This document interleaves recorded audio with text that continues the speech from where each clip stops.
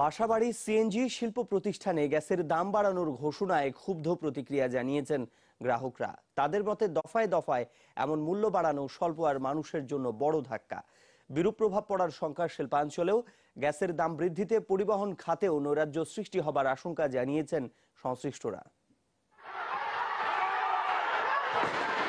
কোনো রাজনৈতিক দ্বন্দ্ব বা আধিপত্যের জেরে নয়, নারায়ণগঞ্জের জালকুড়িতে এলাকাবাসীর সাথে পুলিশের এমন সংঘর্ষ গ্যাসের দাবিতে আন্দোলনের সময়।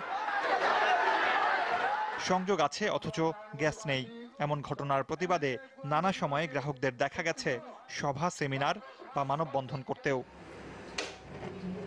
এরই মাঝে আবারও এসেছে গ্যাসের দাম বাড়ানোর ঘোষণা।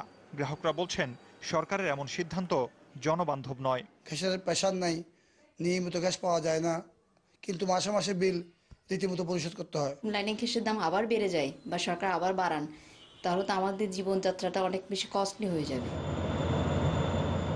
অতিরিক্ত গ্যাসের দাম গুনতে হবে সিএনজি সহ বিদ্যুৎ, সার ও শিল্প খাতেও। সংশ্লিষ্টরা বলছেন এমন সিদ্ধান্ত অসন্তোষ ছড়াবে গ্রাহকদের মাঝে।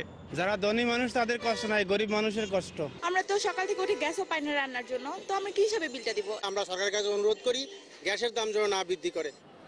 বাসাবাড়ি বা শিল্প প্রতিষ্ঠানে তো বটেই, গ্যাসের দাম বাড়লে নৈরাজ্য সৃষ্টি হতে পারে পরিবহন খাতে, এমন শঙ্কাও আছে। আমাদের 500 টাকা যখন বেশি লাগবে তখন তো আমরা তখন আরো 700 টাকা লাগার ব্যবস্থা করবো। তখন এটা যাতে আর বৃদ্ধি না হয়, জনগণের উপরে যাতে প্রেশার না পড়ে। শিল্প উদ্যোক্তাদের মতে এর আগে কয়েক দফায় গ্যাসের দাম বৃদ্ধি বিপাকে ফেলে তাদের, আর তা অব্যাহত থাকলে নেতিবাচক প্রভাব পড়বে বহির্বিশ্বের সাথে ব্যবসা বাণিজ্যে। সব কিছু মূল্য বেড়ে গেছে, তাহলে আমাদের পক্ষে গ্যাস দাম বৃদ্ধি করার পরিপ্রেক্ষিতে ইন্ডাস্ট্রি চালানো অনেক কঠিন হবে এবং সম্ভব হবে না। গ্যাসের দাম দফায় দফায় বাড়লে অনেক শিল্পই রুগ্ন হয়ে পড়বে বলেও শঙ্কা শিল্প উদ্যোক্তাদের। মুর্শিদুজ্জামান হিমু, যমুনা নিউজ।